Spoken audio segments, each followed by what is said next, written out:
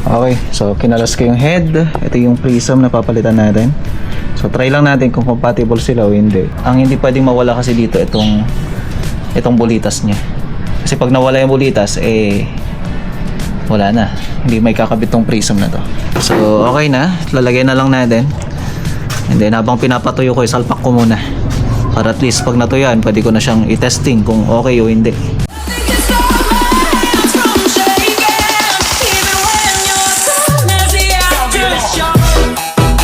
So, may content tayo. Ayun o. Napanood niyo yan sa last video natin. Pero pinutol ko muna dahil meron tayong dumating. At syempre, check na rin natin kung okay ba. Kung fit ba yung aking order. Nandito yung aking BLTG 295. So, I decided at nagtry ako. Magtra-try tayo ng Gobo. Ay, Prism pala. Hindi siya Gobo. Prism. 32 Prism to. Yan. So, try natin mga kamusta. Kung kamusta at anong magiging effect niya dito at kung compatible ba siya. So, let's see. Buksan muna natin bago ko i-reveal kung magkano yung presyo niya. At kung pwede ba talaga sa BLTG moving head natin. Let's see. Okay. So, kinalas ko yung head. Ito yung prism na papalitan natin. So, try lang natin kung compatible sila o hindi. So, nakadikit pala siya. Ngayon, tatanggalin ko yung dikit. Ang hindi pwedeng mawala kasi dito itong bulitas niya. Kasi pag nawala yung bulitas, wala na. Hindi may kakabit tong prism na to. So, ito yung prism. Papalitan lang natin. Tanggalin natin yung dikit. Natanggal ko na yung prism. Try natin kung kung compatible ba siya o hindi. Aray ko kapag hindi. Ito siya. Uy, sakto. Sakto siya. 32 prism to. Try natin. And hopefully, success yung aking experiment. Kabit na natin. So, lalagyan ko na lang to ng pandikit.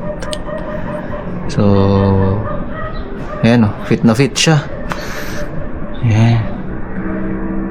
Pang wedding. Yun yung purpose ko kung bakit ako nagpalit ng prism. So, ayan o. Pero tatago pa rin natin to. If ever na gusto ko magpalit ng prism ulit, di palitan natin. Madali lang naman magpalit. Lalagay na lang natin. And then habang pinapatuyo ko, isalpak ko muna. Para at least pag natuyan, pwede ko na siyang i-testing kung okay o hindi.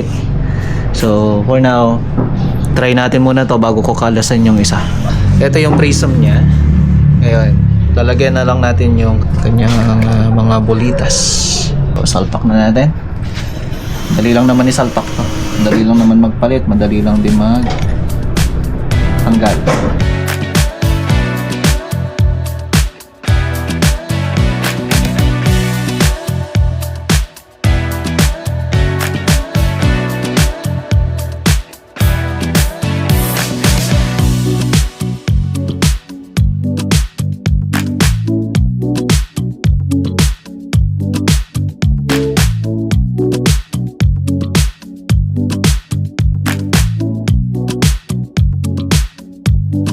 Kinuha ko na yung controller natin.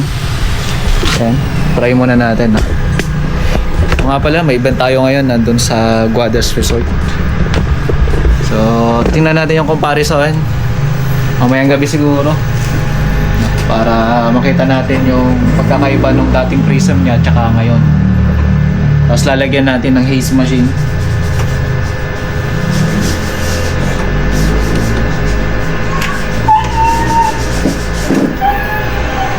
Woo! Ito yung prism niya. Ayun o.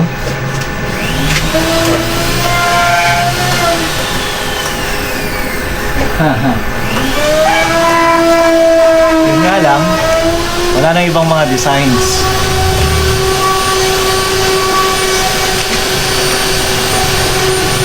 Ayun o.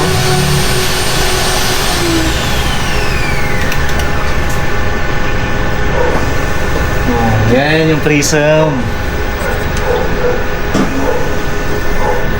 Tingnan natin doon sa kabila.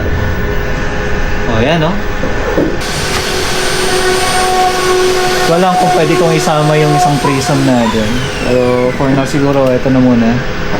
So ang aim ko lang naman dito is yung pang wedding natin. Yan. Try natin ito mamayang gabi. So panoorin natin mamaya yung continuity ng video natin.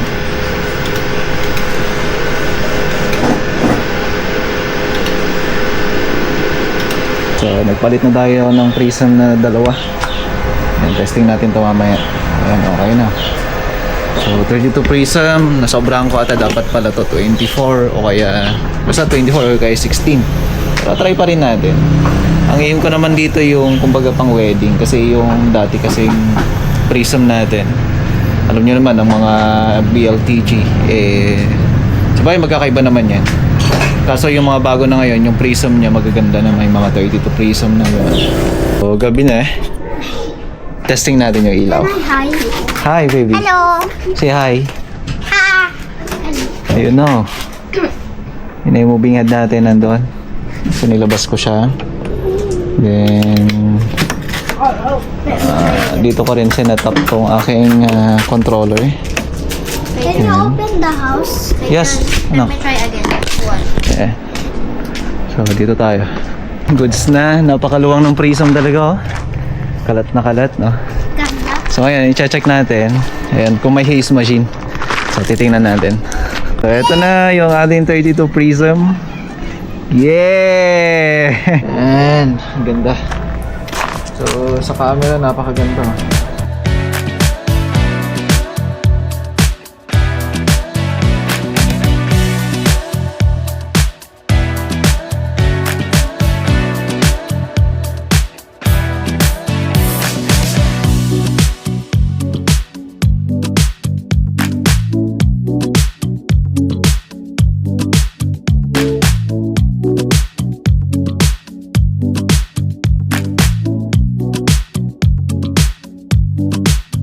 Mahaba yung video natin no?